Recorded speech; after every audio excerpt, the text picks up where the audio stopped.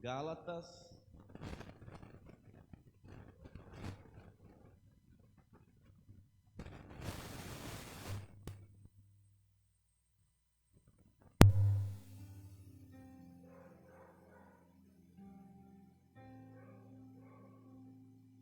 carta de Paulo aos Gálatas,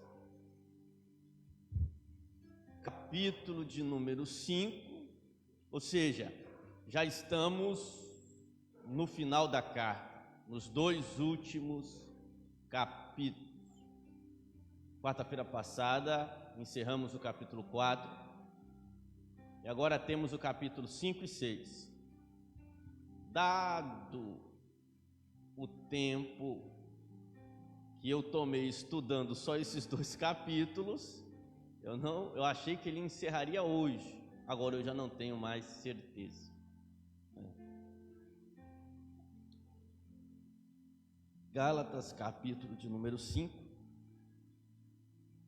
Vamos retomar o raciocínio de Paulo a partir do verso 28 do capítulo 4. Vamos retomar o raciocínio.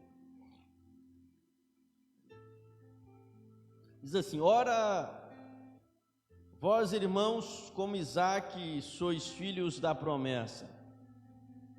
Mas como então, nascido segundo a carne, perseguia o nascido segundo o Espírito, assim também agora. Mas, que diz a Escritura? Expulsa a serva, o filho dela, pois o filho da serva não herdará com o filho da livre. Portanto, irmãos, nós não somos filhos da serva, mas da livre. Ou seja, quarta-feira passada tomamos um pensamento do apóstolo que fez uma analogia com o Antigo Testamento acerca de Sara e Agar, fazendo um comparativo, Paulo fazendo a hermenêutica do Antigo Testamento, trazendo para os dias que ele estava ensinando, dizendo que a Agar, a escrava, e o filho da escrava Ismael é símbolo de uma velha aliança, né? É símbolo da lei e símbolo também dos descendentes de Israel. Em contrapartida, né, sendo ele também Ismael, filho de Abraão, vem o filho da promessa, ou seja, Isaque, que simboliza Cristo, que simboliza a graça, que simboliza a liberdade. Desde já não somos filhos da escrava, porém da livre. E por que Paulo estava retomando esse pensamento e essa comparação? Também trazendo de volta, Paulo está combatendo um pensamento judaico-cristão que foi colocado na igreja aos Gálatas, ou seja, da região da Galácia, dizendo que Cristo por si só não salva, que haveria uma necessidade dele se circuncidar e a partir disso ser salvos através da lei, como se Cristo fosse só uma complementação ou uma cereja do bolo. Então Paulo, ele vem combatendo esse pensamento tão ferozmente porque tomou a mente dos cristãos desta época. Tomou a mente. Tanto que tão rápido eles se desviaram da verdade. Se desviaram da verdade tão rápido que Paulo diz: estou novamente parindo vocês. Sofrendo dores de parto, sendo que já era para Cristo, já está formado em vós. Então vamos continuar. Capítulo 5, aqui o tema está dizendo conclusão à liberdade cristã. Tem outro tema aí? Capítulo 5? Ou a lei ou Cristo? Filhos da liberdade. Firmes. Versículo 1: é para a liberdade que Cristo nos libertou. Permanecei firmes, portanto, e não vos deixeis prender de novo ao jugo da escravidão. Atenção, eu, Paulo, vos digo, se vos fizerdes circuncidar, Cristo de nada vos servirá. Veja que o ponto principal aqui agora é a circuncisão.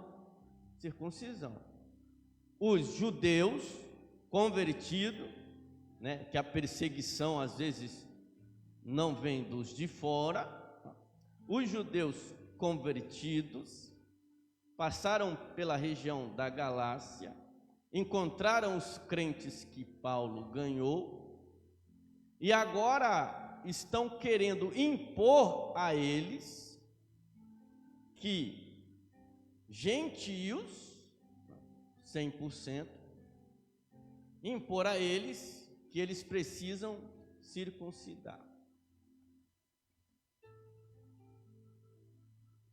Paulo vai dizer: se vos fizerdes circuncidar, Cristo de nada vos será útil, não vos servirá para nada. Porém, todavia, no entanto, contudo, o mesmo apóstolo Paulo pediu ao seu filho na fé, Timóteo, para se circuncidar.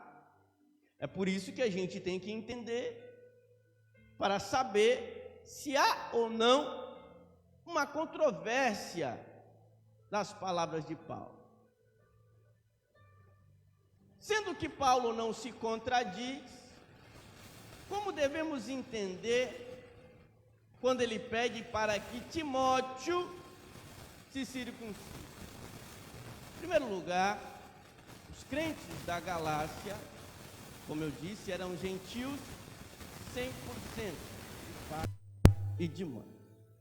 Sendo Timóteo filho de uma judia de pai grego, logo, Paulo pediu para que Timóteo se circuncidasse, não no sentido de que ele viesse a ser fiel à lei de Moisés, mas simplesmente no sentido em que Paulo outrora disse: fiz-me de livre para ganhar quem acha que está livre, fiz-me de judeu para quem pensa que está debaixo da lei. Então ele não pede para Timóteo circuncidar, se contradizendo para que Timóteo cumprisse a lei. Ele pede para que Timóteo se circuncide, porque isso trará a Timóteo aproveitamento em ganhar alma, sendo que judeu ele já era. Da mesma forma que Paulo, sendo judeu, é circuncidado. Outrora em Romanos já tínhamos aprendido, se não me falha a memória, e também em Corinto, que ele vai dizer que os circuncidados não quer dizer nada, e os não circuncisos menos ainda, tirando completamente o valor da circuncisão. Valor esse de tão grande estima para a religião judaica. Está claro isso? Então vamos tomar o raciocínio. Eu, Paulo, vos digo que se vos fizerdes circuncidar, Cristo de nada vos aproveitará. Paulo diz de 100% gentio, diferente de Timóteo, que era filho de uma judia de pai grego. 3.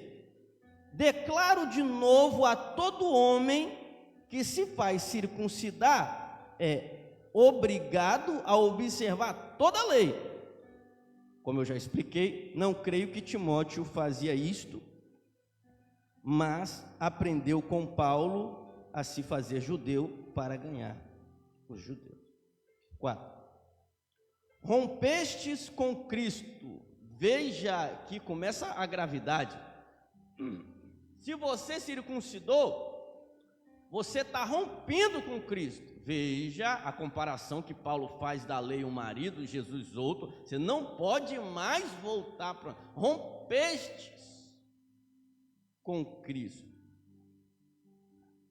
vós que buscais a justiça na lei, caístes fora da graça. Nós, com efeito, aguardamos no Espírito a esperança da justiça que vem da fé. Pois em Cristo Jesus, nem a circuncisão tem valor, nem a incircuncisão, mas apenas a fé agindo pelo amor, pela caridade, pelo amor. Ou seja, a fé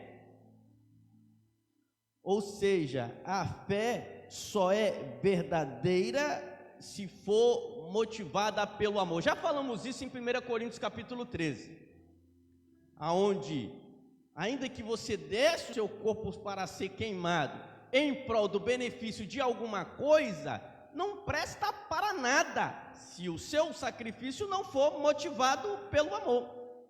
Se você deu um prato de comida para quem está passando fome, se não foi por amor e foi por qualquer outro motivo, ainda que tenha matado a fome daquela pessoa, não serve para nada. Para nada. As obras aplaudidas pela fé são aquelas que são movidas pelo sentimento do amor.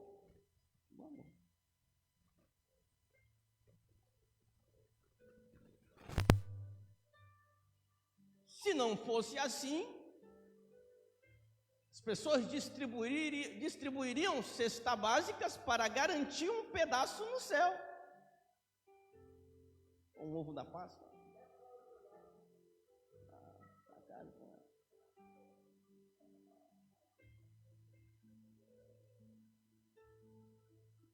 Vamos lá. 7. Corrieis bem.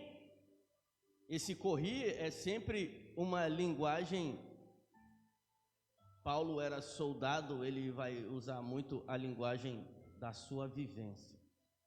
Vocês corriam bem, vocês estavam indo bem, vocês estavam no caminho certo, vocês começaram correto, vocês corriam bem. Quem vos pôs obstáculo para não obedecerdes à verdade? Esta palavra obstáculo também é usado na vida de Paulo. Quando saía para a guerra, o inimigo colocava armadilhas, obstáculo, para atrasar o exército de chegar no seu destino. Então, Paulo está dizendo,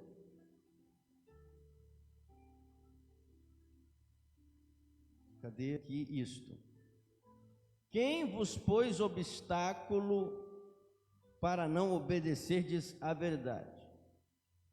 Esta sugestão não vem daquele que vos chama, porque sempre vai ter um engraçadinho dizendo, assim digo eu, no Senhor. Assim digo eu de mim mesmo. Sempre vai ter um engraçadinho que, ao lançar um novo pensamento, uma nova doutrina, uma coisa, para chancelar aos leigos que não gostam de Bíblia, cairão em qualquer assim diz, porque ele não sabe mesmo se é o Senhor, se é o diabo ou se é a pessoa.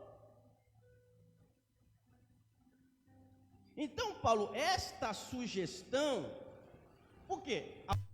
Se eu não circuncidar é de Deus, assim digo eu. Claro que outros diziam, eu recebi um mistério aqui, circuncideis. Então, eles, nossa, Deus está falando aí, hein? Se Paulo tivesse no culto, tinha cruzado as pernas, ele diz, não, estão vendendo coxinha aí fora? E aí, corrigiria tudo na escola bíblica. Mas, Paulo está dizendo, esta sugestão não vem de quem vos chama. Quem te chamou à liberdade foi Deus. Não aceitei nenhuma, assim diz o Senhor, para vos desviar da corrida tão boa que vocês estavam fazendo, caminhando para a verdade. 9. Um pouco de fermento, aí é para quem entende de cozinha, leveda toda a massa. Confio que, unidos no Senhor, não tereis outro sentimento. Ou seja, se vocês estivessem conectados com Deus, vocês sentiriam que vocês estavam se desviando para algo errado.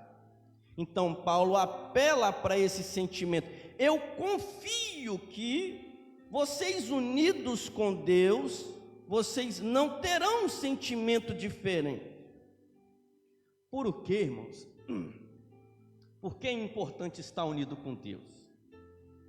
Porque tem pessoas que pensam e acham que Deus vai ditar um código de ética, né? Mais ou menos, né? Código de ética de empresa, né? Vem ali, banner, visão, missão, valores, tá. Pode, não pode, pode, não pode, pode, não pode, pode, não pode, né? Tem gente que acha que o Espírito Santo de Deus vai se dar o trabalho de criar um banner evangélico, pode, não pode, pode, não pode, pode, não pode, pode, não pode, pode, não. Paulo está dizendo, eu confio que o Espírito Santo de Deus habita em vocês, eu estou confiando. E essa confiança que o Espírito Santo de Deus habita em vocês, é que eu tenho que vocês não vão se desviar, porque tem um banner, não, porque ele faz você sentir o certo e o errado, você não estiver na carne, está entendendo? Pô, valia até um glória a Deus, que todo mundo quer.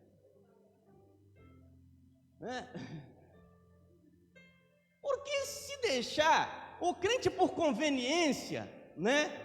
Para querer fazer o que já está no coração dele fazer, ele vai, pastor, pode ou não pode? Pode ou não pode? Aí vai que ele não gosta da resposta, ele não tem um outro aqui, não, pode ou não pode? Aí ele vai comparar até que a resposta chegue àquilo que ele quer.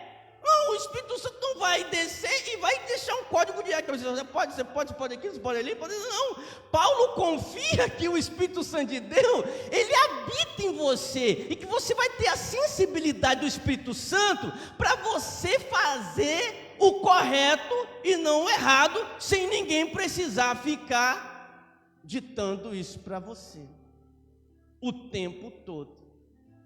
E você saber discernir que enganoso é o coração do homem mais do que todas as coisas. Para você saber discernir o que é a tua vontade, o que é a vontade de Deus e o que é a vontade do cramunhão. Se as pessoas discernissem a boa, perfeita e agradável vontade do Senhor, não andavam tão perdidas quanto pode ou não pode. Basta ter uma sensibilidade, parece que de doutrina, né? Basta ter uma sensibilidade de Deus para quando antes de você sair da igreja, se olhar no espelho, né? Sensibilidade do Espírito Santo, né? Basta você ter uma sensibilidade do Espírito Santo de Deus para você saber os lugares que você pode entrar e os lugares que você não deveria entrar. Não é verdade? Basta passo.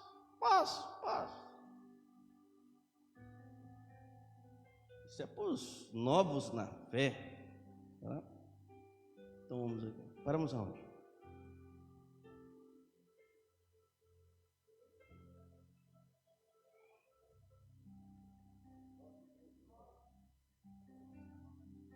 Estava no 13, não?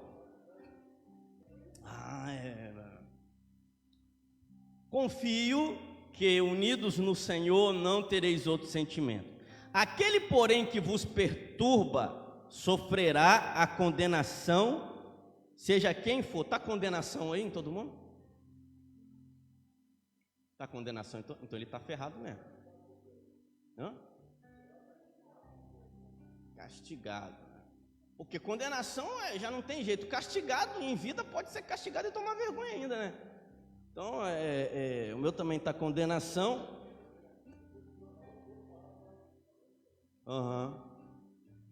Então, traduzindo em miúdos, a igreja não pode disciplinar porque eles não são membros da igreja, eles vieram até aquela igreja.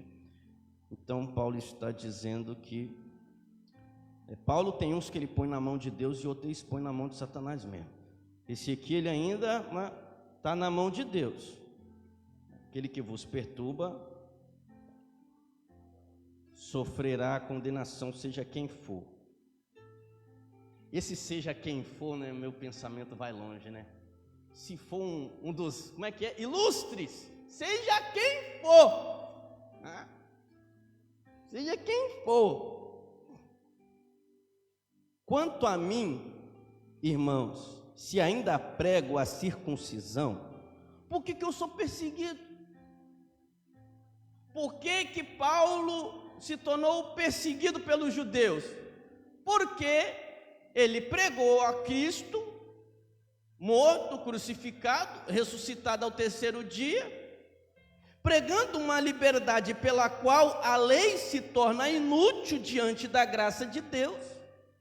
E ele se tornou perseguido porque justamente fazendo com que os judeus não se circuncidem e não se preocupem com a lei.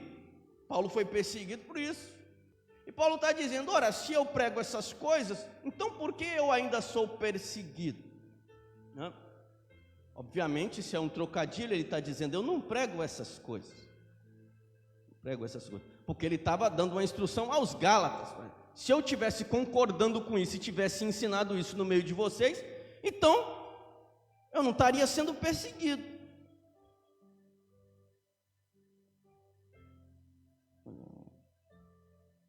Isso. Por que sou ainda perseguido? Pois estaria eliminado o escândalo da cruz. Que se façam mutilar de uma vez os que vos inquietam. Esta palavra, esse versículo 12, que se façam mutilar de uma vez os que vos inquietam, parece simples, mas ele vem carregado de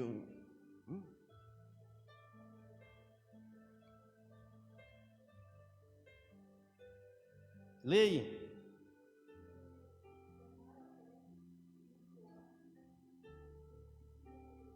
Isso.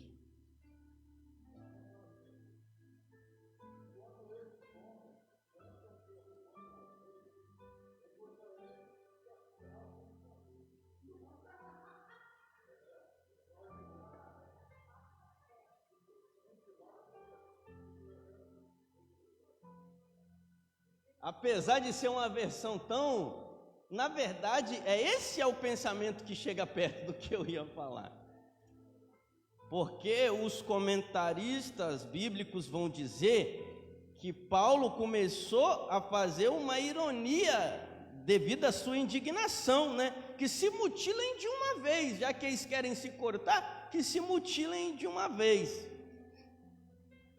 Abra aí em Filipenses 3:2. Filipenses 3:2.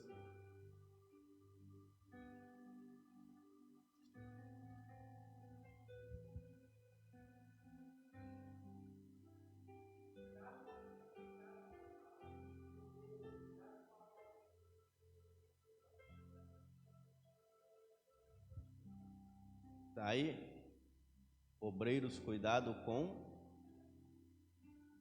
a falsa circuncisão. 1 Reis 18:28, só para terminar. 1 Reis 18:28.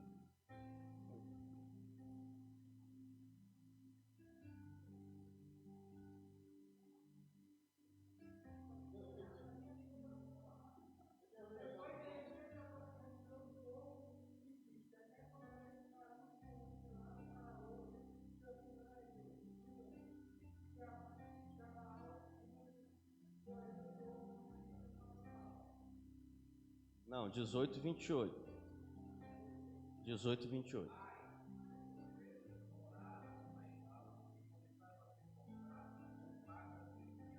Isso. Esse se cortar é aonde o comentarista vai dizer que é o que mais se aproxima do que Paulo quer dizer. Não é incisão, é fazer cortes, ou cortar de uma vez, né?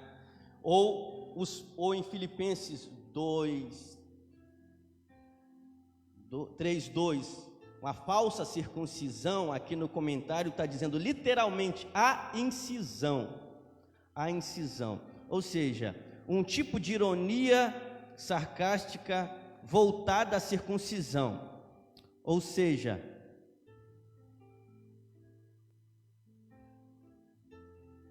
entendi, é porque esse comentário aqui é meu. Ou seja, a ironia que Paulo está fazendo, né, esses que ficam querendo que os outros se cortem ou se circuncidem para parecer estar correto, é mais uma ironia que eu gosto de trazer uma coisa de uma forma para que a gente entenda, a maioria entenda. Um exemplo, né? Quando a gente diz assim, cuidado com os santarrões. É uma ironia, porque, na verdade, né, nós estamos falando sobre santidade, nós estamos falando sobre ser santo. Aí quando eu digo, cuidado com os santarrões, é porque eu já estou usando um termo pejorativo em cima daquilo que aquela pessoa está dizendo que pratica. Porque Paulo, logo ele vai explicar que isso aí, essa pretensão de querer que o gentio se circuncide, na verdade isso aí é uma pretensão falsa deles. Existe um interesse por trás disso aí. Por isso que Paulo, então, que eles que se cortem de uma vez ou que se castrem, né? Paulo está pegando esse termo circuncisão e tornando ele pejorativo, né? O exemplo que eu achei, né, é esse que eu dei aqui agora. Você falando uma coisa, de uma coisa correta, mas tornando aquele termo, né, desagradável, pejorativo. Que o comentário aqui vai dizer, literalmente incisão, por um jogo de palavras, um tom de desprezo. Paulo assimila a circuncisão, ou seja, carnal dos judeus, a incisões que jorrava sangue dos cultos gentílicos. Vamos voltar aqui. Possível alusão à castração ritual, que foi o que o pastor leu ali, possível alusão à castração ritual praticada no culto a Cibele, ou seja, Paulo está sendo sarcástico, fazendo uma analogia em cima do que eles colocaram. Outra coisa, né, eu peguei aqui do comentário, né, quando Paulo disse, pois que se façam mutilar, alguns comentaristas entendem que esse pedaço aqui, que se façam mutilar, não tem quando eu digo que a pessoa, ela diz que ela está desigrejada? Se nós somos um corpo, o desigrejado é o quê? Ele cortou, um membro, ele é um membro cortado. Ele é um membro cortado, né? Ou seja, o corpo está mutilado. Alguns comentaristas entendem que se faça-se mutilar, ou seja, vocês deveriam estar desligados da igreja, vocês não deveriam se chamar crentes, vocês não deveriam se chamar igrejas, porque isso que vocês estão fazendo e pedindo que os outros façam é contrário à verdade do cristianismo, que vocês se façam se mutilar, ou seja, que vocês deixam de ser crentes como vocês acham que vocês Uns pensamentos está voltado a isso. A maioria pensa, como foi lido aqui, que vocês então se cortem vocês, que se castrem vocês, ou que se mutilem vocês. Ou seja, Paulo falando de uma forma depreciativa. Ou seja, romper todas as ligações com a igreja, ou prosseguirem até a mutilação física, semelhante ao culto a Cibele que acontecia na região dos Gálatas.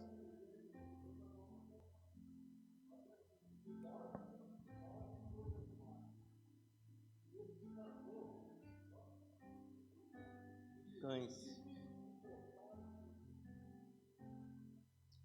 Exatamente.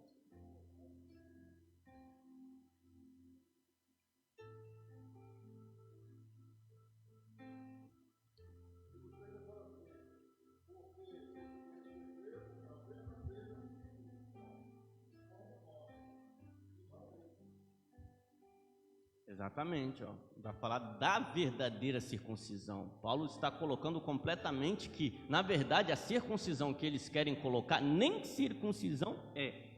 Então vamos aqui no versículo... estamos no 13. 13. Calma. Vós fostes chamados à liberdade, irmãos. Entretanto, que a liberdade não sirva de pretexto para a carne. Aqui novamente a gente tem que retomar um pensamento. Toda vez que Paulo fala carne, obras da carne, saia da carne, você está na carne. Carne, Paulo sempre vai estar colocando um comportamento, porque não tem como sair da carne, que se você sair da carne, você morre. Corpo, alma, espírito e carne. Corpo, se você colocar a carne como sendo seu corpo, aí você não entende Paulo, porque a carne é boa. Se fosse ruim, você estaria morto. Desejo da carne, você tem que entender. Se você está com fome, sua carne está desejando. Se isso é errado, você morre de fome. Desejo da carne não é os desejos naturais do corpo, porque eles foram dados por Deus. Então, quando Paulo vai falar, vai usar a palavra carne para dizer não andem na carne, Paulo sempre vai estar vinculando a um comportamento carnal que te leva a se afastar de Deus ou a pecar. Esse é o estar na carne. Então vamos acompanhar o pensamento?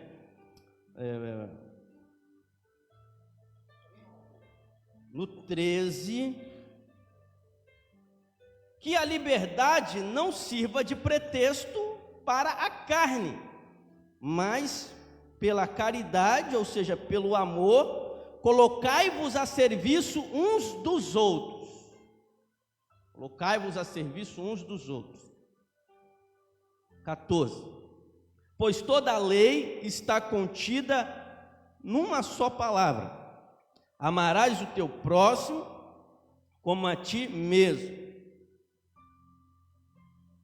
Paulo, ele é o que resume. Cristo resumiu em 2: amará a Deus sobre todas as coisas, o próximo como a ti mesmo. Paulo, atrevido, ele é o único que resume toda a lei em amor ao próximo como a ti mesmo, cumpriu a lei. Mas Deus está onde? Não tem como você dizer que ama a Deus a quem você não vê e não amar ao próximo a quem você vê. Então, até para chegar em Deus, eu dependo do meu próximo. O meu próximo me aproxima de Deus. Eu só vou conseguir me aproximar de Deus se eu tiver um relacionamento verdadeiro com o meu próximo. Nossa, isso ficou forte, irmão. Valeu o segundo, glória a Deus, mais forte de hoje. Porque essas pessoas que dizem, eu tô lotado. Não, até tem um cartaz aí.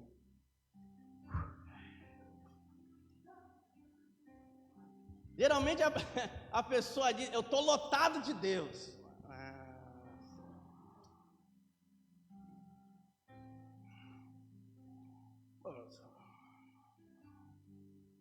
Se a pessoa estiver lotada de Deus, ela não teria nem tempo para estar na igreja pregando, nem tempo de você estar lotado de Deus, quer dizer que você estaria lotado de ocupação entre você e o teu próximo.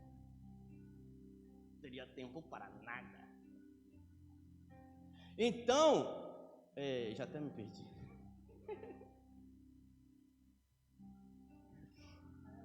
Mas eu me reentendi. Quando a pessoa diz, eu estou cheio de Deus, eu estou ligado com Deus, eu estou conectado com Deus, automaticamente a gente deveria pensar, essa pessoa está transbordando de amor pelo próximo. Nossa, ninguém ama o próximo como ele, porque ele está lotado de Deus. Paulo vai dizer, nossa, uma pessoa lotada de Deus é uma pessoa absurdamente lotada de amor pelo próximo. Se em algum momento da minha caminhada eu tenho um comportamento depreciativo, não lotado, baixo de amor para com o meu próximo, esse é a minha distância ou a aproximação que eu tenho com Deus. Eu estou amando pouco, eu aqui e Deus bem longe. Eu estou amando muito meu próximo, eu cada vez mais próximo de Deus. Eu sou lotada de Deus, uma pessoa, né, que está vomitando o amor ao próximo. O que não é verdade. Não é verdade. Então vocês que se dizem estar cheios, lotados de Deus, o apóstolo Paulo entende que você está transbordando de amor pelo teu irmão. E se você não estiver transbordando de verdade de amor pelo teu irmão, e amor por qualquer um, né? Porque Paulo já vai, negócio que você tem que entender uma coisa: o amor ao próximo que o judeu entendia o próximo é um outro judeu, O amor ao próximo que Jesus vai falar é por qualquer um, é o ágape, amor por qualquer um. Se você não consegue amar qualquer um, eu sei que é difícil, amar quem merece ser amado já é difícil, né?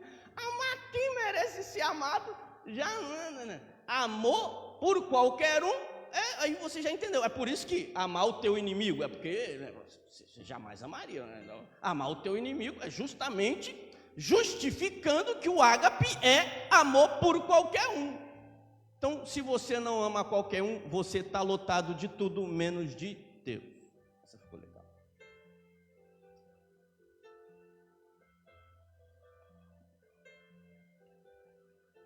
Estamos lá? Amarás o teu próximo como a ti mesmo. Mas se vos mordeis e vos devorais reciprocamente, cuidado, não aconteça que vos elimineis uns aos outros. Uma casa dividida, né? Porque o nosso país, uma pessoa simples, o que você faria? Na boca de um leigo, ele teria soluções para o país. Eu acho que devia estar assim, assim, assim, assado. Pega qualquer um leigo, ele diz, eu acharia que o país deveria estar assim, assim, assado.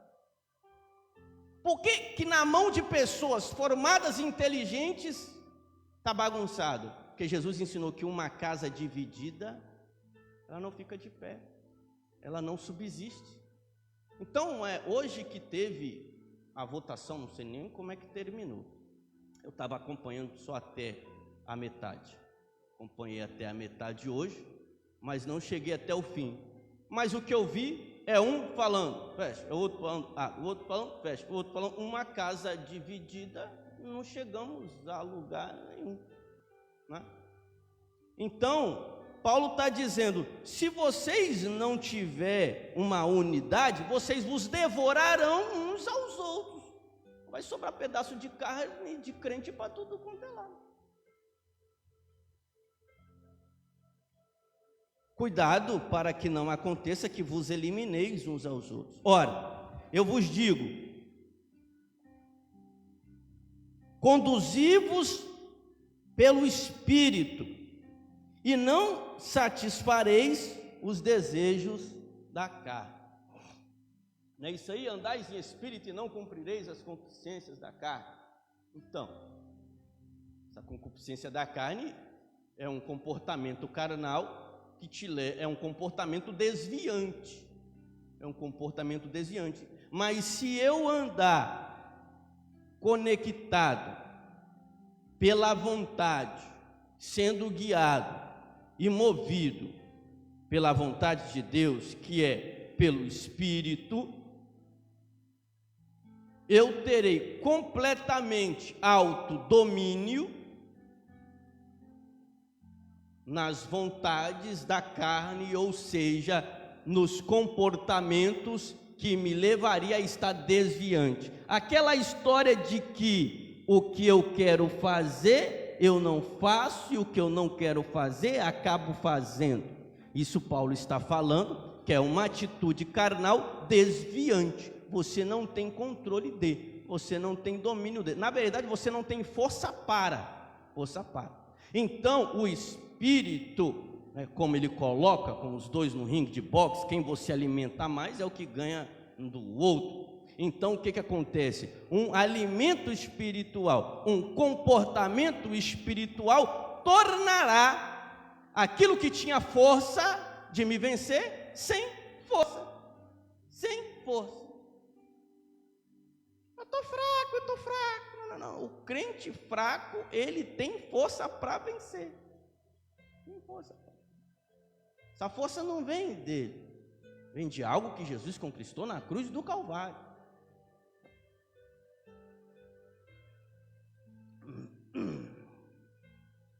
Paramos no... Ah, tá, 17. Pois a carne...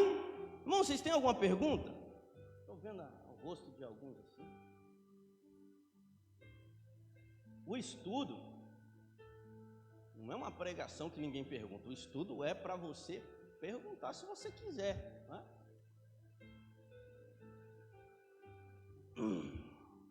E quando você não pergunta, tenho eu em mente que você está entendendo tudo. Se eu parar de falar, você pode vir aqui na frente e repetir tudo que eu falei. Vamos lá, 17. Pois a carne tem aspirações, aí, ó, contrárias ao espírito, e o espírito contrária à carne. É mais ou menos assim: nossa, 3 horas da manhã eu vou dobrar o joelho para orar. Aí o espírito falou, mas a carne venceu. É o que você dormiu.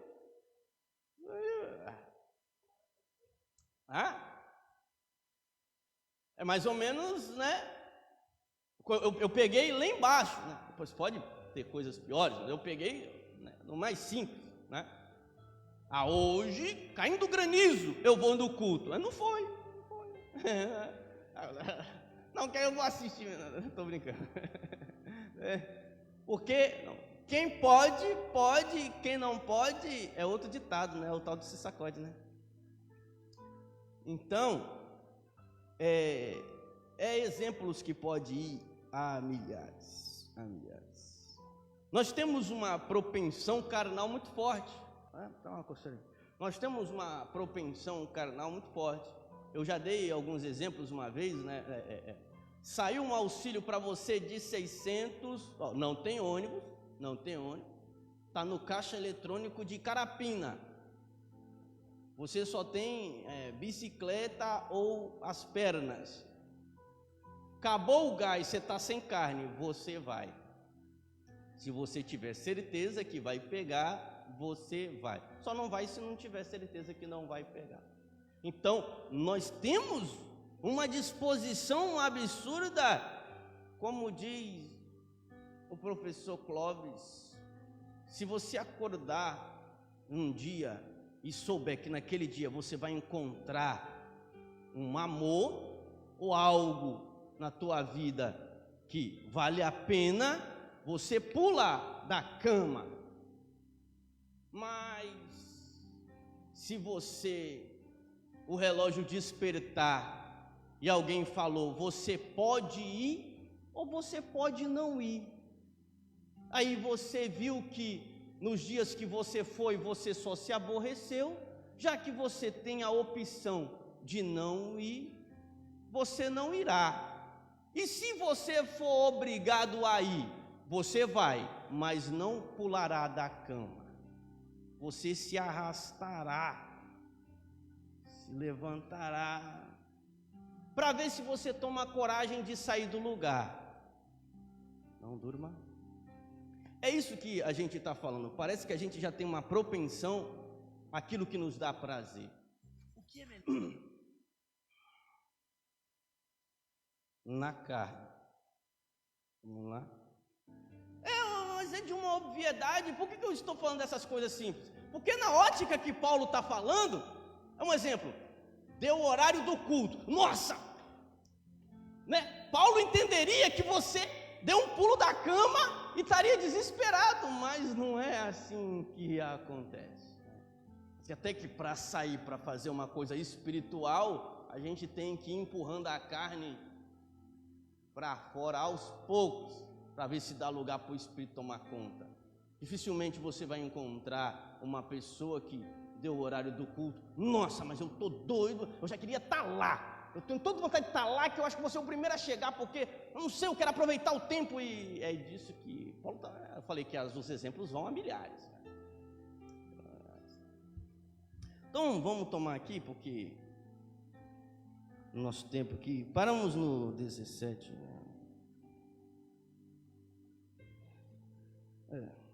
18. Mas se vos deixais guiar pelo Espírito, não estáis debaixo da lei. Ora, as obras da carne são manifestas. Fornicação. Vai acompanhando aí que talvez cada nome depois vai mudando. Fornicação.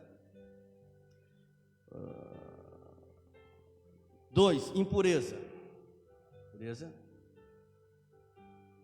Libertinagem. Isso. Libertinagem também é lascívia ou devassidão.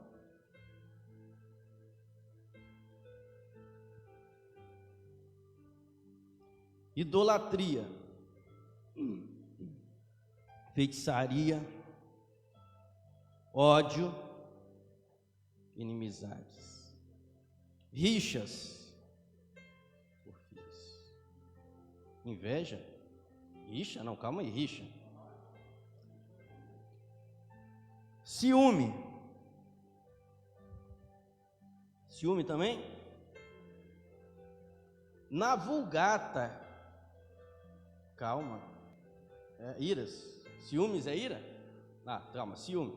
Na vulgata está homicídio. A ira, homicídio. Porém, homicídio só está na vulgata, não está nos manuscritos mais antigos, ou seja, ela não está nos originais. Vamos lá. Ira. Discussões. Discussões. Com certeza. Porque no outro aqui é discórdia. Dissensões. Divisões. Facções. Inveja. Bebedeiras, orgias.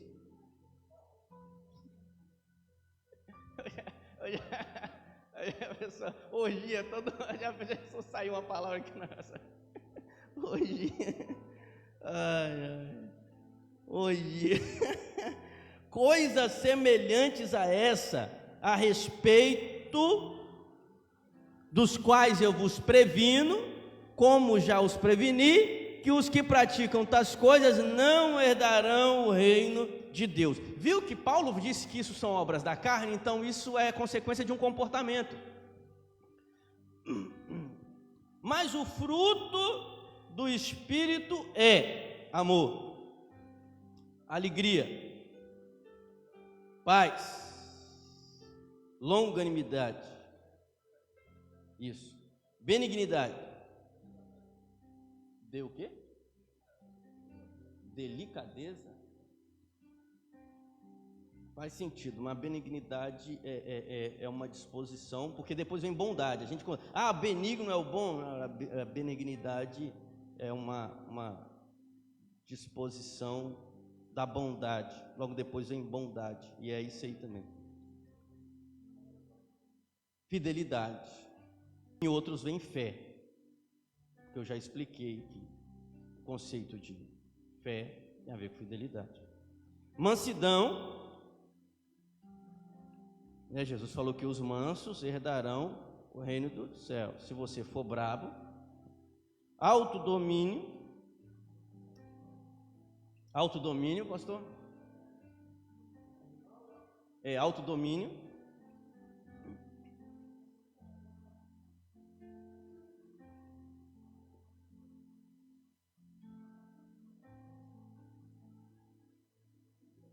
Vinte e três.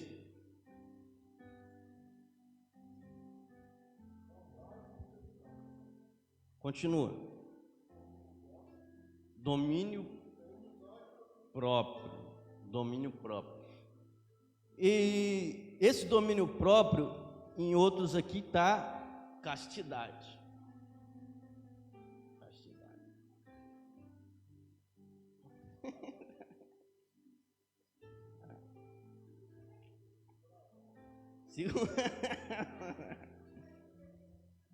Domínio próprio. De uma forma abrangida, o domínio próprio, até para você não socar ninguém, o domínio próprio, ele é um fruto do Espírito maravilhoso e essencial. Domínio próprio. Contra essas coisas não existe lei, pois os que são de Cristo Jesus crucificaram a carne com as suas paixões e os seus desejos. Amém?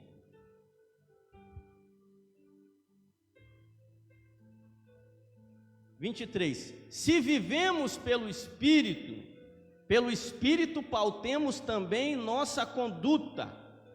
Não sejamos cobiçosos de vanglória. Cobiçosos de vanglória é uma palavra que Paulo falou em Corinto, né? Aquele que a si mesmo se exalta, o convencido, né? Não sejam cobiçosos de vanglória, provocando uns aos outros, invejando uns aos outros. E aí encerra o capítulo 5. Não é isso? Pergunta? Está tudo bem explicado? Está aqui na frente para tirar um print.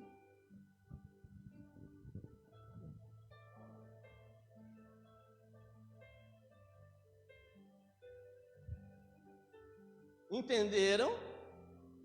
Certinho aí.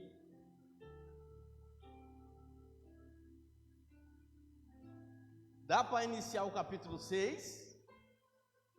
Falta 15 minutos. Ou a gente encerra o 5, ou vai ficar o 6 pelas beiradas. Hã? Não. Dá não.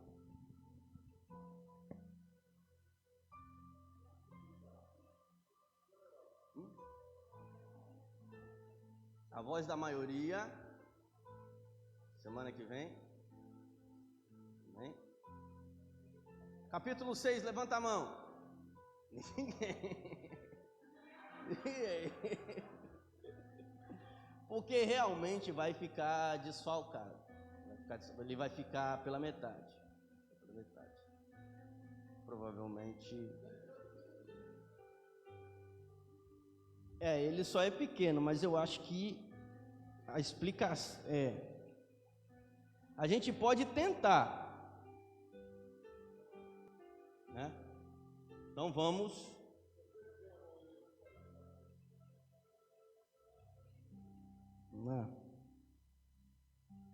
Porque tem umas explicações aqui que eu acho que vai tomar uns mais de 10 minutos, né? E a gente só tem 15.